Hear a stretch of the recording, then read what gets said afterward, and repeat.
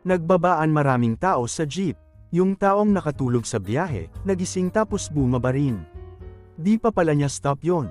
So para di mapahiya pumunta siya sa street vendor at bumili ng palamig. Ako yung nakatulog ha ha ha ha.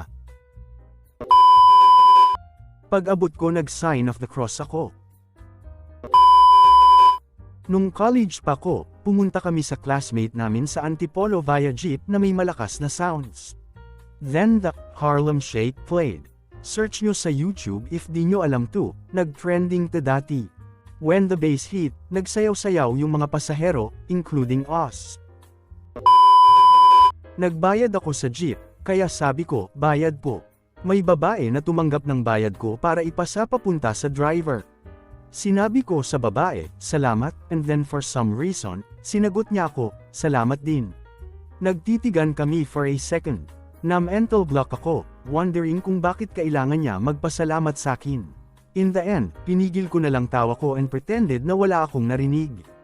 Yung babae, namumula na yung tenga sa hiya. Tinapon ko yung naiwang tsinelas ng bata na bumaba kasama nanay niya. Hindi pala sa kanya yun kasi may isang bata pa sa jeep. Not mine but still funny AF, wala yatang Reddit yung nagkwento sa FB. Sobrang lutang ko that time, ang inabot ko na bayad sa driver is yung resibo ng boss na huling sinakyan ko. Ta naman katabi ko di rin napansin na di peraong bayad ko kaya nakarating sa driver yung resibo haha. Ako at ang classmate ko ay magkasabay sa jeep, nagkwekwentuhan, at malapit na stop ko. Ako, kuya sige po.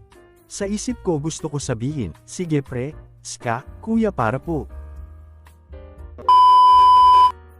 College days circa 2013, 6 AM galing ako sa overnight sa birthday nung classmate namin tapos sumakay ako ng jeep pa uwi ng dorm.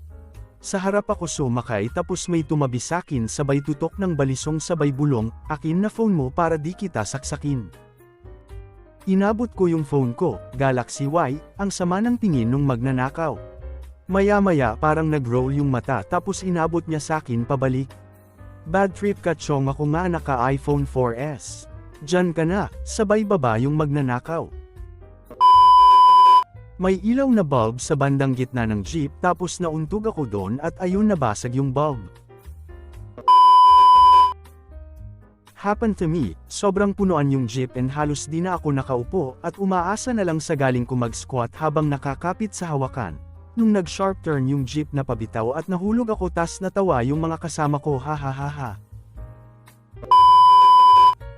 Not my story pero tawang-tawa pa rin ako doon sa UP student na nag-practice daw ng matagal sa isip niya yung tamang pronunciation ng waiting shed, babaan, pero wetting shade pa rin nasabi niya.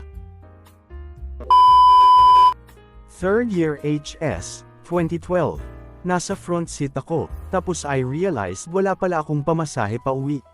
May natirang biscuits at juice pa ako, binigay ko na lang kay kuya driver as my fare.